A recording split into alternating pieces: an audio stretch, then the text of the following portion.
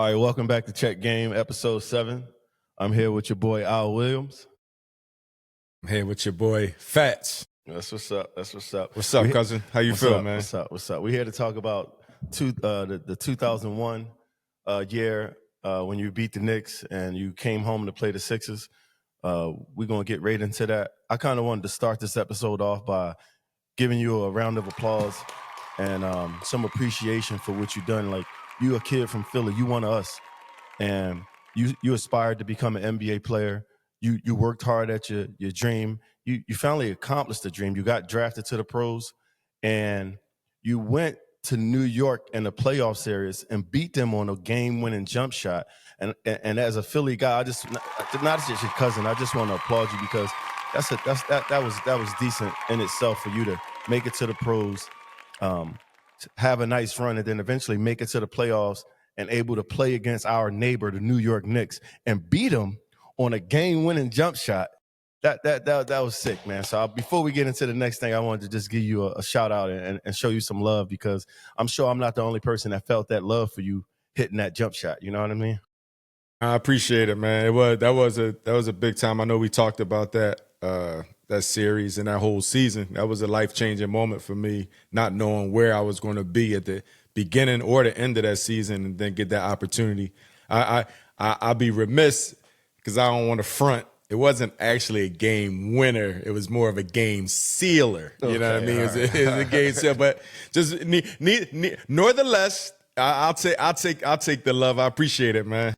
No doubt. I just wanted to start our episode off like that because I wanted to make sure everybody knew that I wanted to applaud you, and I think some other people will applaud that too. But this is how it really got that. You just closed out the Knicks on a ceiling jump shot, if that's what you want to call it. And now you on your way home to Philly, right, to play against our 2001 Allen Iverson. And if anybody from Philly know the energy and the love for Allen Iverson at this time and the way that he's playing on the court at this time, he's the league MVP at this time. You on your way from Toronto with Vince Carter and your crew going up against your hometown team. They got Allen Iverson. You got to guard him. I just want you to do this. I want you to do this slowly and take me through some of this process, man, because this is some shit that a motherfucker got to go through. Like you mentioned playing Jason Kidd. Yeah, that's cool. You on your way to face Allen Iverson in Philly on your home court. Give me some of that and give it to, take your time with this because I know that's a lot of emotion right there. Hey, you know what's crazy, man? This is just going to be crazy. I remember that. So I remember the high of beating the Knicks finally in our franchise. That was our first franchise playoff victory. And then going to Philly and actually getting a chance to play. I've been in Philly. When I was with Portland, came back to Philly. Toronto, came back to Philly. But now it's the playoffs, like you said, and they rolling. And that season, we did pretty well against the Sixers that season. So it was one of the things like, all right, we're going to go through them. And then we're going another step. So I really wasn't tripping. I was so locked in facts. Like, this is it, going to Philly. And more so, and you know us in Philly, AI wasn't on my radar, to tell you the truth. Of course, I knew he was. I knew what we had to do. I knew that was going to be my assignment. But he was the star. You know who was more on my radar, dog? Aaron McKee, dog. Like, Aaron, being from Philly, working out with John Arnett, the late great John Arnett, who brought us all up, and Aaron Blue talk trash, going to Temple, Philly, we the peers. I was looking more like, yo, I have a one up and talk trash to Blue if we see him. I was more thinking like that, and then just getting an opportunity to play. But like you mentioned, dog, AI, of course, you can't go around that big. That's an obstacle. So. It was a good feeling, man. I can't even front. It was a real good feeling. I was excited just to get it on. I mean, from my seat, right, me being from the projects, me being in the hood, CR and Crip and everybody from my hood. And it's crazy because they got a ton of love for you. You know that. But in this basketball war, they got to just talk shit to me. So I'm getting home and, Al ain't going to cook Al. And I'm just got to argue with damn near everybody that I see. Just to argue with it because they know I'm rolling with you and like, yeah, man, he gonna bust our ass. And it was just so much shit talking going on in the same breath as Philly. It all was love. You know what I mean? It was like, you know how it go between your cousin and your brother. Y'all talking shit and it's just love. So for me being in the streets and being home and how much they was loving Allen at the time. For me, it was just an exciting moment that my cousin is about to lace up and play Allen Iverson. It was just a crazy feeling for me. I was really excited. I was so proud of you. I was so happy to be a part of that entire thing. That was a crazy time in my life. And so I'm just glad we sitting here getting to talk about this. But let's get into it, man. Game one. What was that like? All right, game one. If I remember, your mom and dad came to that game? Man, what? On the floor? They was on the floor. They was on the floor. My mom and pop was on the floor. My sisters, they sat close by. It was get them situated, get that tight, make sure they had their tickets. That was another thing too, man. I couldn't really lock in people calling for tickets. You know, we got a big family, everything, and couldn't get tickets. Got tickets for Zakia and her family, things like that. It's like a blur, but it was that piece. But I'm gonna tell you what's crazy fast. We come in from beating the Knicks. I don't even think we went home. I think after the Knicks series, because it was game 5, that went to the limit. I think we came straight to Philly. We had a team dinner. Just the players. Oak, Vince, Antonio, Del Curry. Our squad. Keon, JYD, Mo Pete, Chris Childs. We had dinner at Smith and Walensky's. Across from the hotel where we stayed at. And when I say they left it wide open for us. Order what you want, drink what you want. Dog, we had a good time. Now, I ain't drink or do nothing, but people got bottles of Louis, Cristal was there, and just bang. We had OGs on the team. So what they will always say is, don't stop what you always did. This is the playoffs, yeah, but continue doing your routine. So if you went out before the game, go out. Handle your business. So, dog, we had one of the biggest team dinners. And that bill came to over $15,000, something like that. Whatever it was, the next game, they gave us a fixed menu. But I remember that menu, dog, and I remember what we did that night. We stayed at this restaurant, private room, had a good time, just the players. Then we came out, dog, and we won. We won that series. And it was nothing. It was easy. But I remember us really locked in, making shots, playing at a high level. AI didn't have his best game, I don't think. And we took game 1 on their floor. So we was rolling. We was riding high, dog. Like, I was thinking, and that's the one thing about the playoffs. Every game is different. After game 1 and the way we won it and the way we just came off of that Knicks series, man, Lakers, here we come, dog. Here we come, Lakers. So game 1, you had 15 and 4. From my seat, I'm just going off because after this game's over, I'm going back to the projects and I'm about to let these niggas have it. You know what I'm saying? Cuz is out there busting niggas' ass. You know what I'm saying? I can't wait to get back to that and start talking shit to these guys. That was game 1. Game 2, you have 15 again. You played well. Did y'all win or lose game 2? How'd that go? I think y'all lost game 2 in Philly. Was this in Philly? Yeah.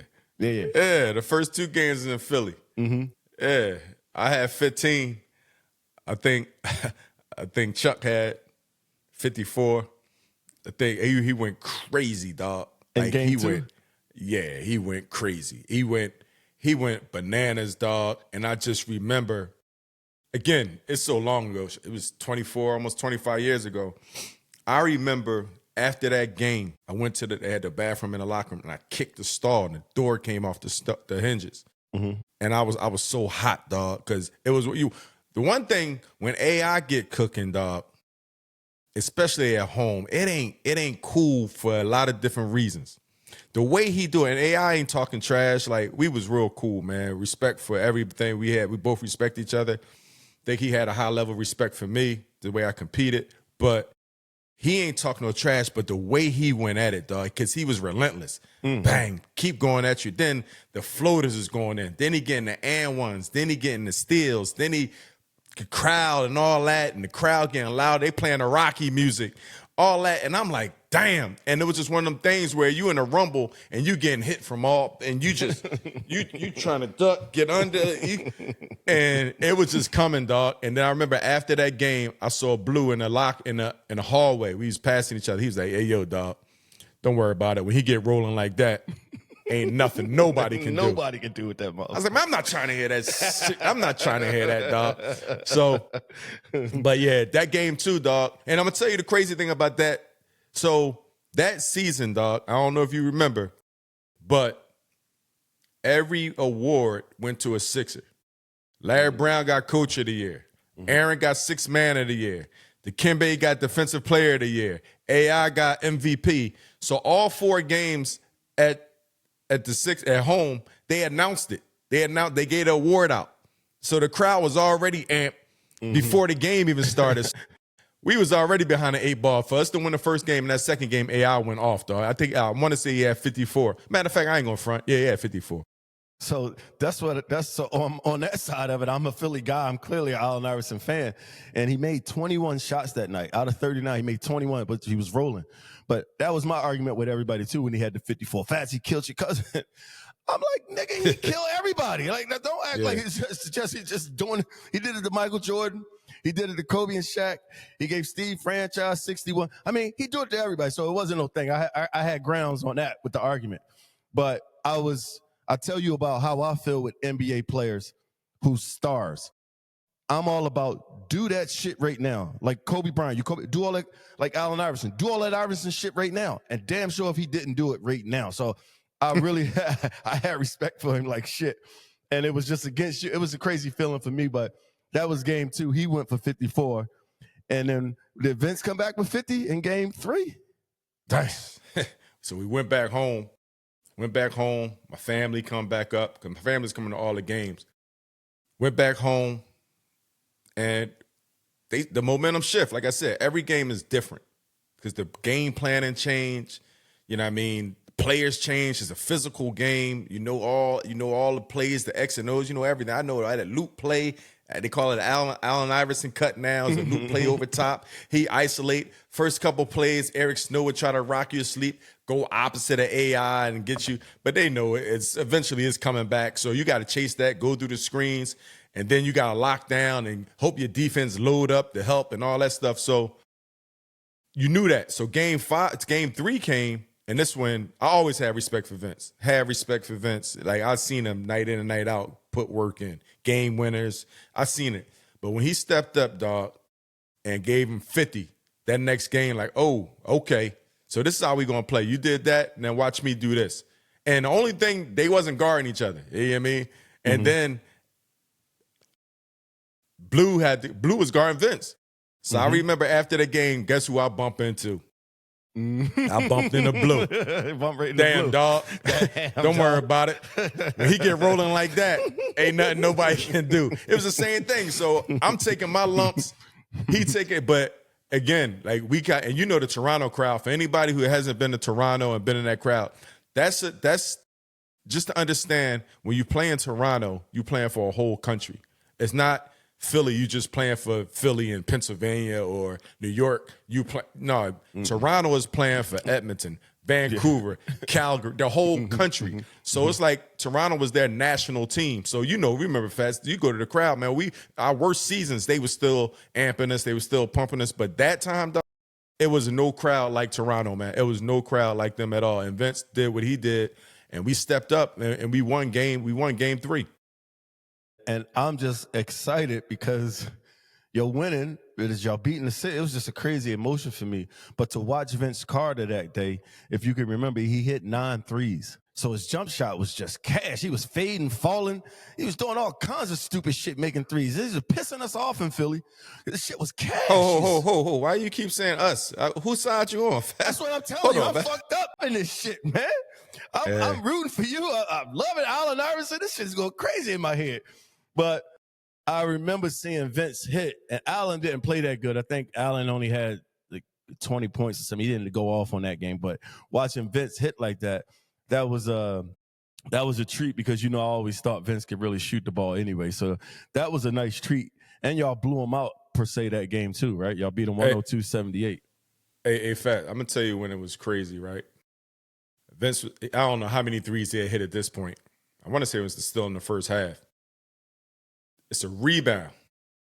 And I swear he tips it out like he playing with kids. Tips it out all the way to the 3-point line, back to us, and then catching and shoot it.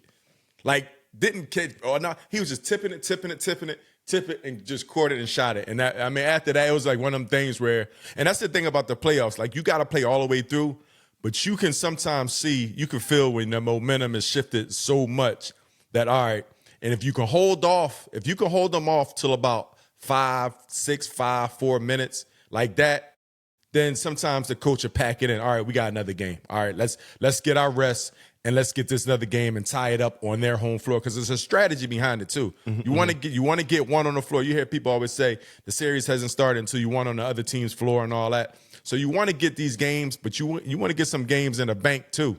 So I think at that point we were rolling so much and the momentum was so heavy. I think that's one of them games where there's all right, let's pack it in and let's come back for game 4.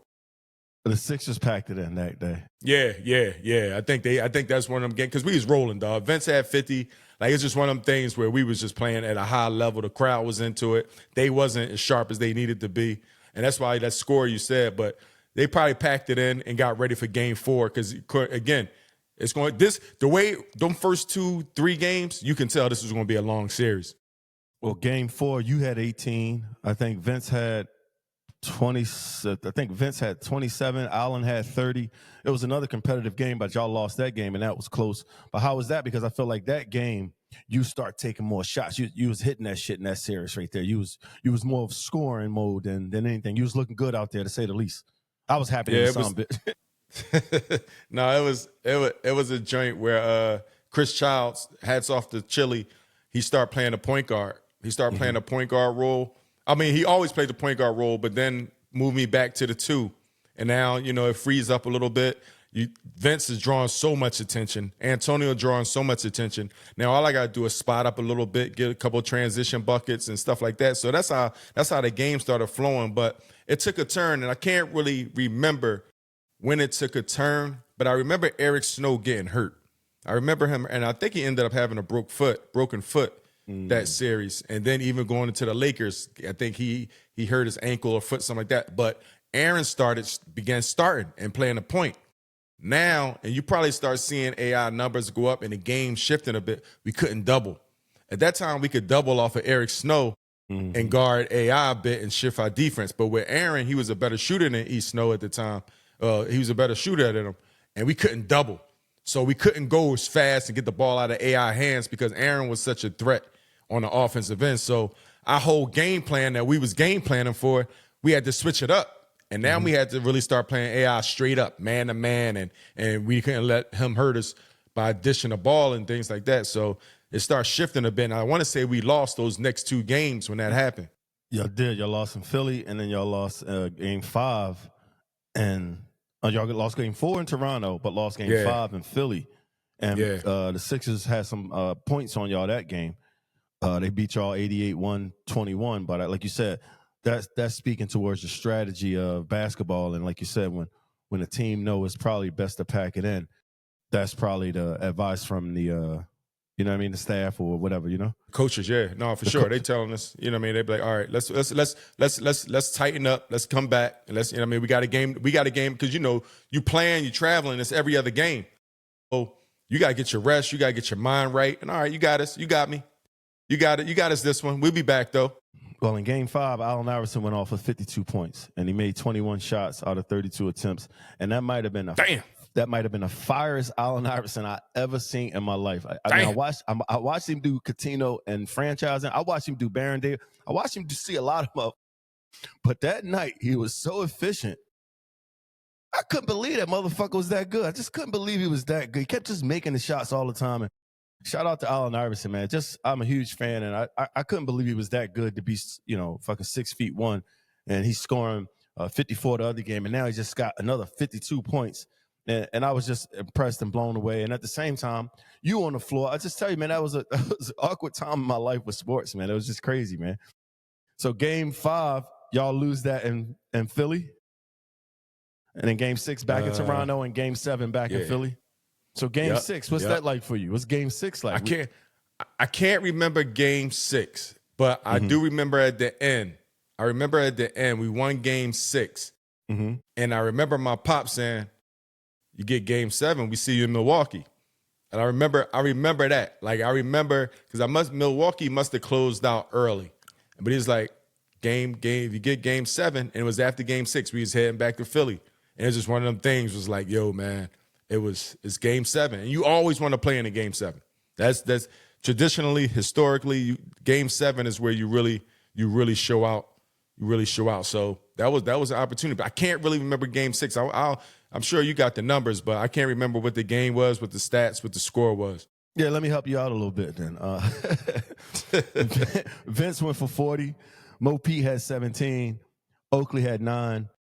Davis had 17. You had 15. You shot 7 for 12, which is you in a nutshell. I'm sure your teammates will say this about you. You rarely miss. You know what I mean? Like you on point with your shots. So that was cool. But me as a fan and a family member watching, I was really proud and impressed that you wasn't just a part of the team. You was a part of the wins and the losses. You was contributing.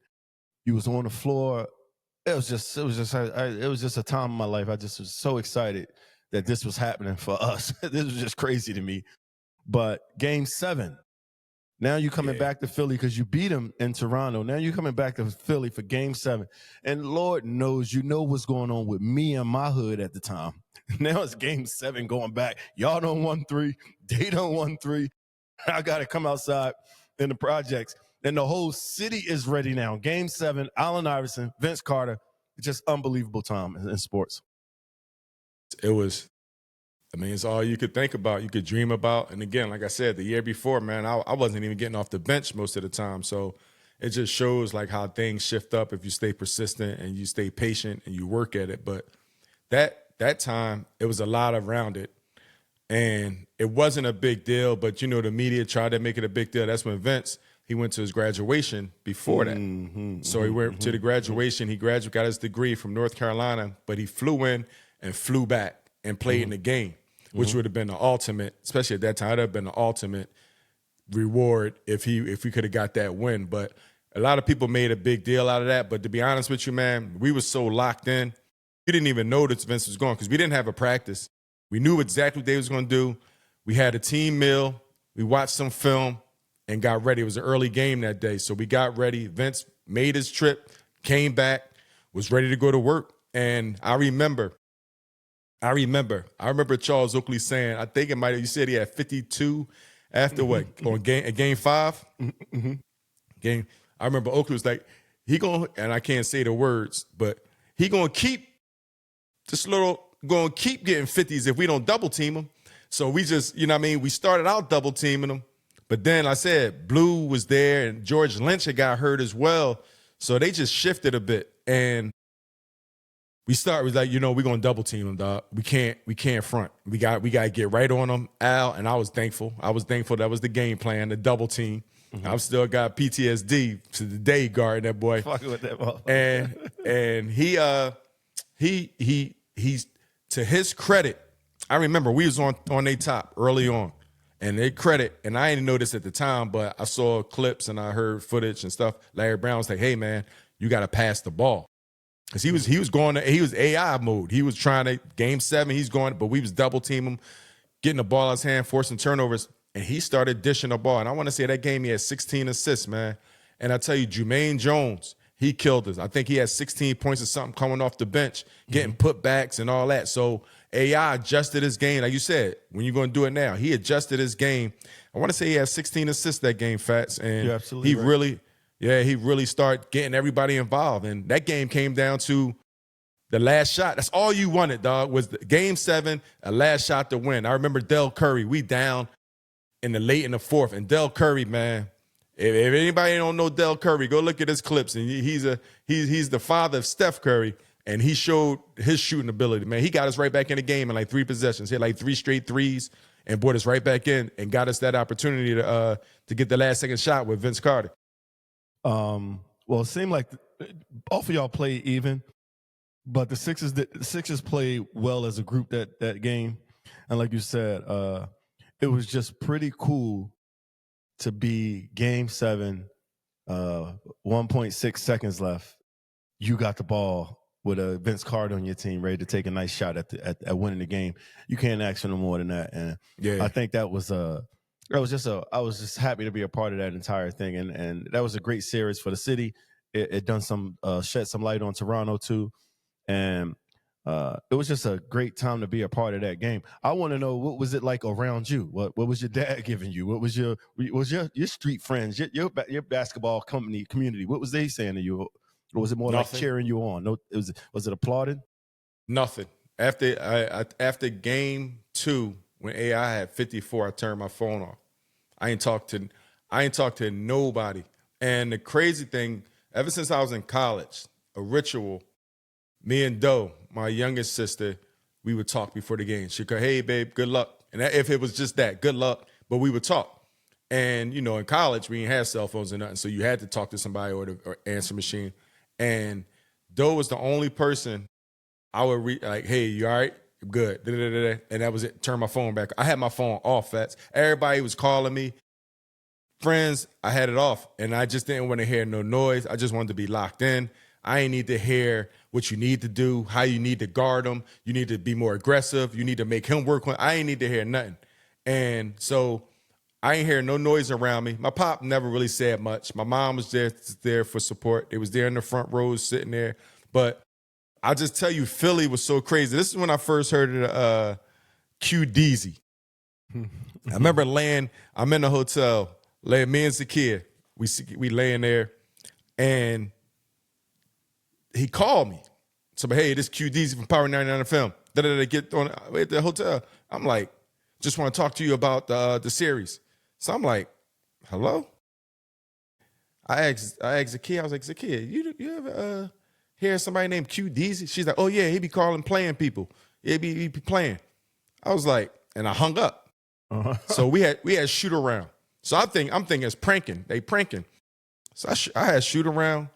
So I come back, and it's shoot around before the game, and then the security at the hotel was like, "Yo, this guy Q Deezy, they came by the hotel, but we know who he said he was your cousin, wanted to get in, So I'm like, man, this is crazy. I never heard it because I'm in Toronto. I don't listen to the radio. I don't know Power 9 FM in Toronto. And then he was like, "Yeah, they come and they usually harass the opposing team. Like, you know what I mean? They'd be pranking and just heckling the opposing team." So I was like, "Damn, man." And then sure enough, somebody called me. It's like, "Yo, the Bulls on radio killing you, man, saying you didn't change. You grew up off of Thormont Avenue or Mount Airy. Now you acting like you don't know," like all this stuff. So I'm sitting there. So, of course, I'm like, "Oh, man, whatever." But I'm locked in. But that was a part of it. I was like, "Oh, this is real." I told you before, I used to go down the street, "Get out of here, you bum ass, AI busting you," all that, dog. And I'm like, "Damn, man, where's the love?" I thought I was from Philly, dog. Where's the love, dog? They used to drive. They drive around with them damn dumbass Sixer flags on the cars, dog. I was hot. And the worst thing is we lost game 7. So I had to come home to all that. And the Sixers, they beat Milwaukee. They go to the championship. So that whole time, dog, I'm experiencing all that. And I'm hot, dog. Like, I still, like, seriously, man, I still don't like watching none of them games. They show it on these teams, like, every year in Philly Comcast. But that's Philly. That's the love for Philly, man. Shout out to them because, AI and that team, dog, that was a hell of a basketball team. People don't give them credit, the supporting staff. That was a hell of a basketball team. And like I said, everybody in those supporting roles, they was the best. Blue, Dikembe, Larry Brown, Eric Snow, George Lynch, Matt Guy, like all them dudes. Jermaine Jones stepped up in there. Like that was a good team, man. That was just a real good team. It seemed like it was suited for his talent. You know what I mean? He had the ability to score, and they, whoever was it, Pat Croce still in charge over there at that time? Yes. He done a great job putting, like I said, when I talked to you about setting the restaurant up, he done a great job at getting that chef, a nice bartender and a nice server and a nice, you know what I mean? He put that right group around him. And to what I said to you about basketball playing and like you got to perform right now, like do it now. Like you, Kobe Bryant, do it. And I see that because of how close I am through you with basketball. Allen was doing that, and that was real impressive. And I also felt like he also blew you up, although you lost the series. I thought he had done you a huge favor in notoriety or in the basketball community because the basketball community didn't think you lost. us basketball players knew, damn, Al done a fucking good job. You know what I mean? Like maybe the regular fan, but inside, I think we all felt proud and happy that you had that opportunity and you went out there and laid it on the line too. Yeah, I mean, it wasn't nothing else to do but do that. You know what I mean? I had a responsibility. I'm out there competing just like the next man. Like, we all out there competing. We play at a high level. But, you know, I played against AI for so long. Georgetown days, dog. Like, and he would come here in Philly and he would blow up. He put work in. He'd been putting work in since I could remember. So it wasn't nothing new playing against him. It was just a new environment, a new stage, and where everybody's watching. And again, he was the MVP of the year. That's probably one of his best. No, not probably. That's definitely one of his best years. Yes. That's his MVP year. And Larry Brown and that connection between him and Larry Brown. And then also he always gave credit to Blue, who being a leader, being a captain, being somebody on that team that could get the best out of him and held him responsible. So again, that team, that was a good team across the mix. Like how you said, you put all the pieces together. They did a real good job, man. They did a really good job. Even they went on and beat the Bucks, and then they went on and stole that game in LA, where nobody thought the LA was ever going to lose a game. So that shows how tough-minded and how physical that team was. And I don't know if you remember, they had Theo Ratliff earlier, and then they traded him to Atlanta for Dikembe Mutombo. So when they did that, as good as Theo was as a defender and shot blocker, he had broke his thumb, I want to say. I think he got hurt. And then they traded him, and then they got a healthy Dikembe Mutombo. Rest in peace to Deke. He was the man, and he just brought that anchor. All the stuff that AI couldn't do defensively, and like they allow him to shoot the gaps and play free fall, be that free safety out there and be a threat. If you got beat, now you had to run into him. And then Tyrone Hill was another good role player, man. So that was a tough series, man. That was a series I was exhausted after that drink, Fats. After that series, I remember flying back home to Toronto, and I was exhausted after that one. Well, I mean, now that you mentioned some of the pieces of it, that Aaron McKee, Allen Iverson, I know you and Blue's relationship definitely through like sports and then Harnets.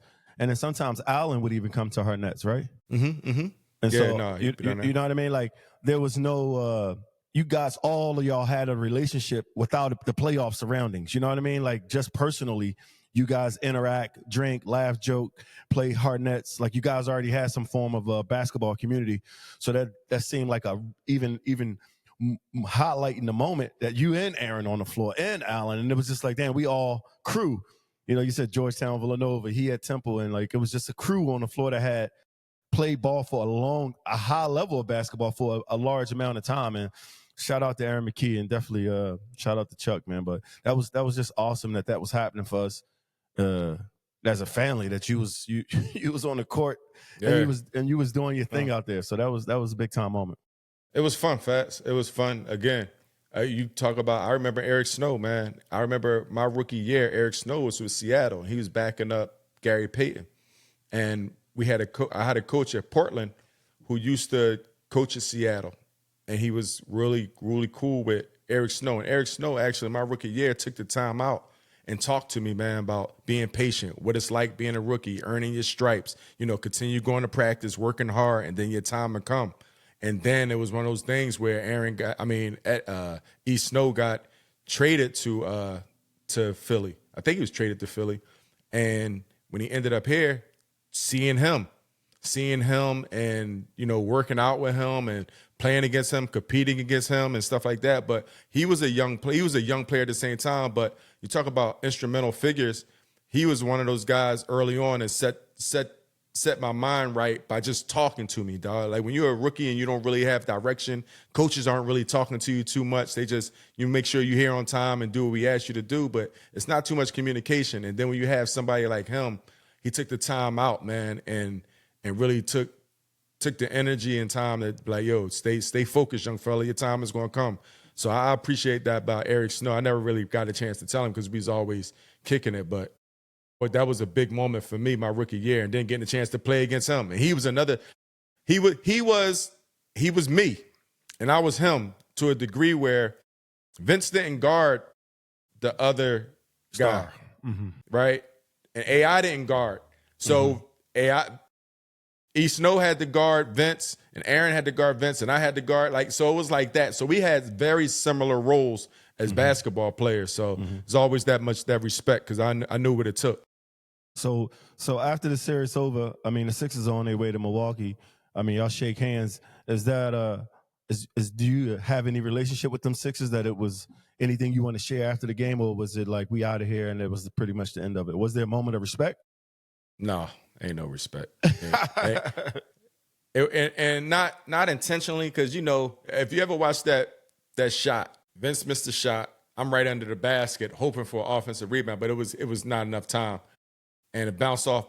They take off. AI take off, run down the other end. They, celebrating with the crowd. They picking him up. They celebrating, and we just walked off the court. So it wasn't like shake hands, but I mean, again, that series, it was so much respect. I think both teams earned respect from the other team. So, but it wasn't after the game, congratulations, man, good luck, go do your thing. It wasn't none of that. And I don't think I seen anybody since to that summer. Oh, okay. Till that summer you get home and you start to see all the guys again. Yeah. Yeah. But again, when I came home fast, I remember going to King of Prussia Mall, dog, and this fan, I don't know what he was, man, kept following me around the mall, man. And I'm talking to my man John Haynes, and I'm just walking through the mall talking, and he walking by me. He said, "Alvin Williams?" I was like, "Yeah." He's like, "Oh man, nice to meet you. Too bad y'all lost." All right, thanks, man. I turn around, he's still there. Yo, how good is Allen Iverson? He's good, man. He's real good. Yeah, man. Cause he's busting your ass. Like, hey dog. It took everything in my power, dog, not to take this boy. I wish we was at the gallery. They used to hang people over the rail at the gallery, dog, back in the day, dog. I wish I was, dog. I was like, yo, man, if you don't leave me the fuck alone, man, I swear to God, I'm going to kill you, dog. And that's how it was, dog. Like, everybody sit there. It's like you walk in a room and everybody talking, and then you quiet. They pss, pss, pss, and that's the boy. Like, he got his ass busted. Yeah. And I remember being outside of Blue Zet one time, dog. My last story, Blue Zet. So I'm walking out. I get out the car. Boom. We out there. You wasn't there, dog. For whatever reason, you wasn't there. Thank God. So I'm walking out. I see this dude. There's two dudes, and they got some chicks with them. So I get out the car. I'm meeting some people there. And dude's like, "Oh, my God, that's Alvin Williams. Alvin Williams. Yo, can I get your autograph?" So I'm on the phone again. So I was like, "Give me 1 second. Hold on for 1 second." So I hang up. I was like, "Hey, yo, you got a pen?" "Fuck out of here. I don't want your bum ass autograph." Hey, dog. They all laughing. I'm by myself. They all laughing. So I'm walking down the Blue Zep. So I was like, "All right, that's funny, dog. You got that one. You got that one." So I'm standing outside of Blue Zep, right, waiting to go in there. He yelled down the street now, "Yo, you bum ass." Yeah. So I politely, everybody with me like, "Yo, who are you talking to?" So I walk down, I walk back. I said, "Yo, man." I said, "Yo, you got the first one, man. Let that one go. Let it go. That was funny the first time, but let it go. Because I'm down here with some people that they ain't taking too kind of you yelling down the street. Whatever. And that almost went somewhere it wasn't supposed to go. But I'm just like, yo, the energy from the fans, dog, it was something that I was like, I couldn't believe. At first it was cool, but then it started getting to a point where I was like, hold up, man. Like enough is enough, dog. So I really stopped going. I should just go to the gym, man. Let me go to the gym and let this thing phase off for a little bit. But that was an interesting time, dog, during that. I used to worry about my sisters in the crowd during the game sometimes because the Philly fans was heckling, and once they found out that you was part of the other team, they gonna heckle you. They ain't got no picks. So I used to make sure they was all right. I had to make sure they was all right at times when they was sitting in the ground. So it was a fun time, but it was a lot of crazy energy back then. Yeah, that was a crazy time, man, and it was just good. Hold on, I'm sorry to cut you off. What like you told me that, but being here, the streets, going out. Like, what was that? Like, that whole season was crazy. You heard the Fridays, you heard AI, the Club Fridays. The arena was already crazy. You could see the arena changing, and the crowd, that turned into a party when you came and played and came to a Sixers game. What was that like? So me, I'm in the clubs. You know me. I'm outside. I don't go to Fridays that much because I'm doing me before Fridays. But after Fridays, This around the time the Eagles got Donovan McNabb, Terrell Owens, we got Allen Iverson, we got Vince Carter. Like the whole city is so fucking busy with stars and star athletes that Transit and Palmer, the club closed at 3:30. But if anybody watching this know, we stay out there till like 5 a.m. after a Sixers game. So anytime they would beat y'all or, have a win, the city was so on fire. I can't remember what the Eagles done that season, but I know D Nab and Terrell Owens was here, so they must have been pretty good. And the baseball team might have won the World Series. It was just so much in Philly with the nightlife, the club life. And then everybody know Allen Iverson is going to be at the club. What I liked about Allen was he would sit on the bar. He wouldn't sit in the VIP. He would sit on the actual bar, and he would try to buy everybody drinks. And if you was out that time, I think that's how the city really loved him so much, because he was just he tried to fit in. Like he was one of us, and like he would behave like not a superstar. He behaved like regular. And the club he was. The club scene was off the hook. And I just remember the nights that they won, we stayed outside even longer. And the night they beat the Lakers for game one, I don't think nobody went home. Everybody stayed out till like 6, 7, 8 in the morning just because they won that game. But in those times, like you say, Blue Zet was good. Red Sky was good. Blue Martini, Transit, Palmer. And Allen would be in all them motherfuckers. So the city was just electric because there was a lot of star power here. And I think after they beat y'all, we thought we could beat the Bucks. So it's like, they probably going to the chip. It was just a good time in the city. And the club scene was definitely off the hook. And I just remember, like you said, you got to argue with people. I just remember having a lot of shit talking with my friends. So it wasn't really never no argument to that level. It was more so kindly fire. But I just remember a lot of that going on in my life with that time of you being on the court and me coming home. The city definitely was popping. Yeah, definitely a good time in Philly that those years. Definitely with Allen or the Sixers going to the finals. All right, you want to wrap this up out or anything else? You remember we was at dinner, and this is something we can throw out. Dog, go ahead. I'd never forget. All right. So we had dinner. We had dinner. And we out. So I'm out. And it's one of these parties, everybody there. Like you said, Donovan, everybody there. Eagles, ain't no Philly, but we there. I call you. I'm like, yo, where you at? He said, I'm down South Philly. I said, who you with? He said, I'm with my brother and my man. So I said, yo, come up to dinner. Come to dinner. So we doing the whole thing. We having a good time. So I introduced the game of, it's not a game, what Oakley does. Get you a drink. If you don't drink it, you gotta wear it. So that night, that ended up happening a couple of times, but it was all in fun. We was amongst us. So I'm talking to you, me and you face to face talking to you, but I just see you look and just run past me. And I turn around, and it wasn't that year. It wasn't that year though. It wasn't that year. It must have been a year later, but this is the Philly scene. And I turn around and see you and your brother face to face with Derek Coleman, dog. Oh my God, dog. Hey. I see Derek Coleman, 6'10", monster, and Derek Coleman, he's with the shits. 100% with the shits. And I turn around and I look. And I said, oh, no, not this one. What's up? What's up? Your brother looking up, you looking up.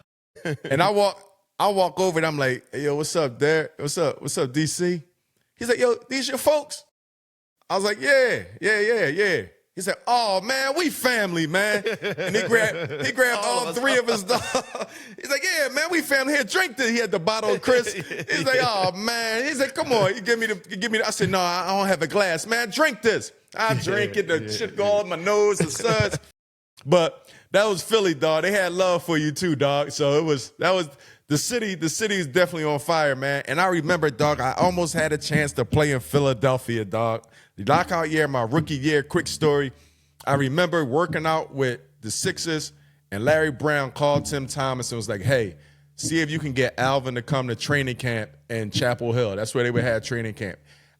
Tim had called me and was like, yo, Larry Brown wants you to come to training camp, but they can't offer you a guaranteed contract. And I was like, damn, dog, I just signed a 3-year deal with Toronto. So I couldn't do it. But if it was an hour before, dog, I would have had a chance to play in Philly, dog. I would have had a chance to play there and all that. But, I mean, thank God things worked out the way it worked out because I wouldn't trade it for the world now. But I definitely almost had a chance to play in Philly after my rookie year, man. It would have been dope, too. No, that would have been cool. Imagine that, you and Allen Iverson in the backcourt. That probably would have been some fun, too. I'm sure y'all played some ball together down her nets, huh? Yeah, no, for sure. Played together. It was good times, man. It was all competitive fun. Like I said, that competitive nature out of AI was unmatched. And you know how we do in Philly, we all competitors too. So it was a good time. And you know, when you're playing pickup, you show a little bit more of your games, a little more free flowing down John Arnett. So it was a good competitive boxing match down there with a lot of players, man. And like I said Blue was the guy that I really looking up to Blue, even though we close in age, but he was somebody at Temple. You know how Temple was, talking about Philly, when him and Eddie Jones was in the city, dog. It was on another level, them, man, how they did it. So I remember me and Kat aspiring to be just like that, dog. Eddie and Aaron, me and Kat used to look up to them dudes and try to compare ourselves to them, dog, trying to be the next Eddie and Aaron coming out of the city.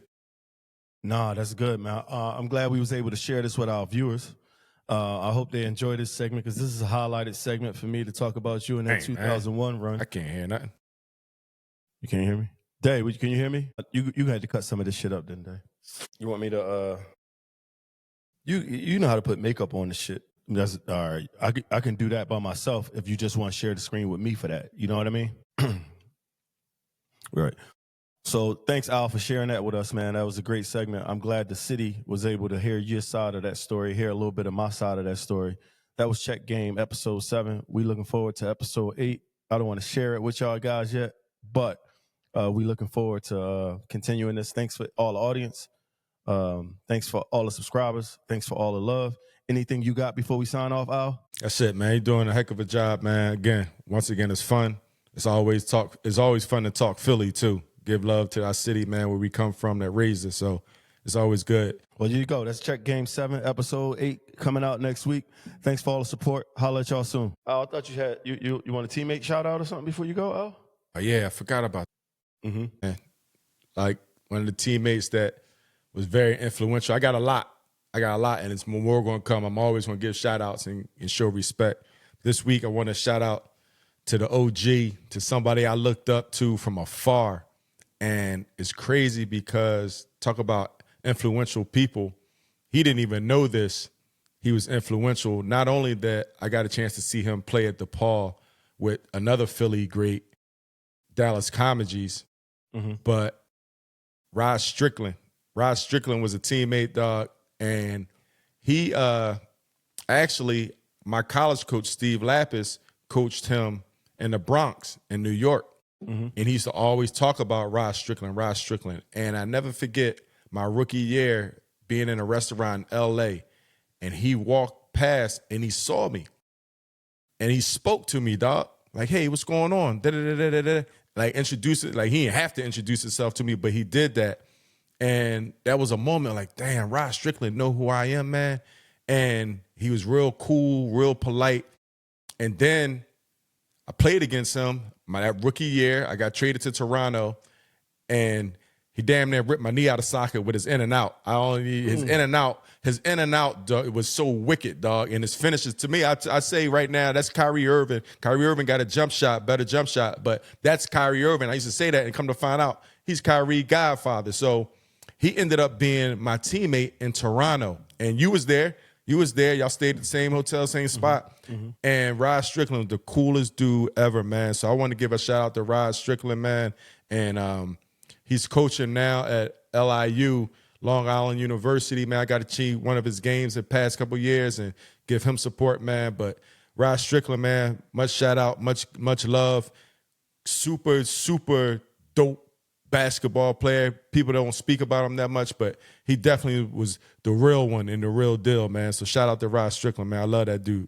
Shout out to Rod, man. Thanks for having us. Check Game episode 8 on the way soon. Y'all have a good night. Peace.